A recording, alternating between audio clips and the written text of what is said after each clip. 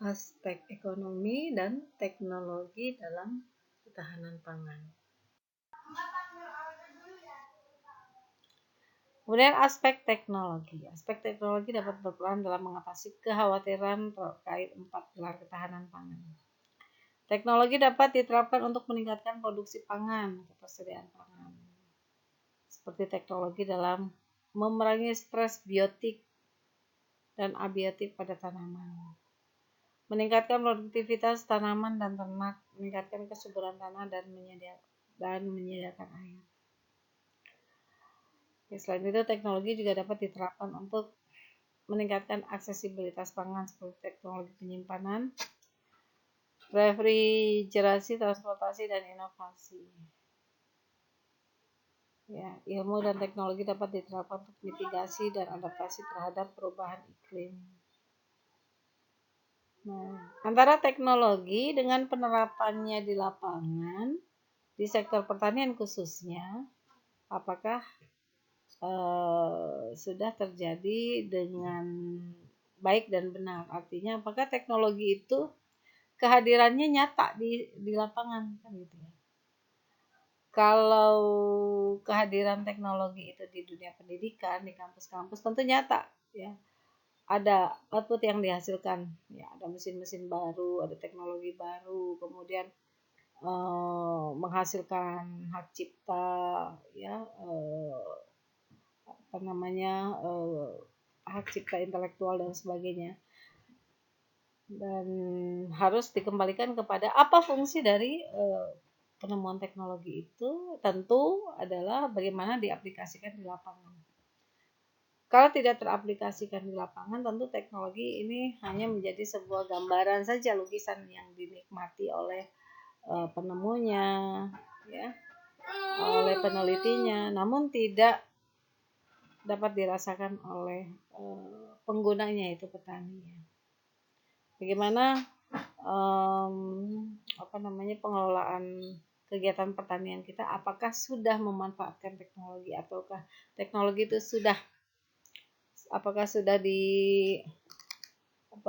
digunakan oleh petani kita?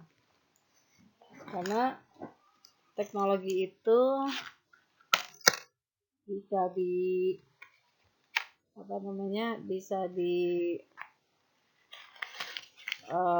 persepsikan sebagai sebuah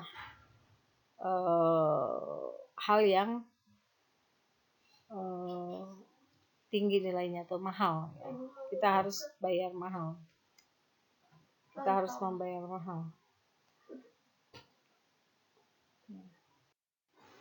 Mengingat pentingnya pelayanan teknologi tepat guna sangat vital bagi produktivitas, yaitu penting ya, tapi apakah sudah teraplikasi atau belum, itu juga harus diselidiki. Namun kalau kita melihat produksi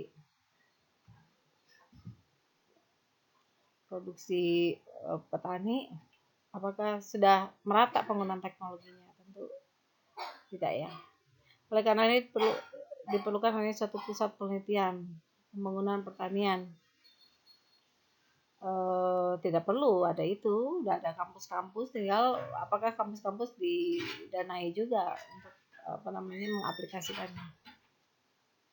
Litbang dan sebagainya, peran litbang, ya. Dengan adanya perguruan tinggi, sebetulnya peran litbang itu bisa digeser ke situ, ya. Dan yang penting apakah terfasilitasi atau enggak, gitu. Output yang hasil kerja dari para peneliti ini, penghasil teknologi ini, dengan para penggunanya. Kalau tidak terfasilitasi, ya, teknologi akan berdiri sendiri, ya, dan akan menjadi sebuah pajangan kemajuan yang tidak teraplikasi. Contoh penerapan ilmu dan teknologi dalam upaya mewujudkan ketahanan pangan. Tabel 1. Oke, ini informasi ya. Ini informasi yang sudah dihasilkan ya oleh para teknokrat ya. Tapi kita harus cek ya. Harus cek apakah di lapangan itu sudah diaplikasikan atau belum. Hmm. Ya, ini dihasilkan oleh para teknokrat yang awalnya berasal dari kampus, kemudian masuk ke balai elit. Demikian penjelasan tentang aspek ekonomi dan aspek teknologi dalam ketahanan pangan. Untuk rangkumannya Anda baca sendiri. Jangan lupa Anda tulis tanggapan atas penjelasan sesi ini ya, dan kirimkan ke Spada. Ya. Baik.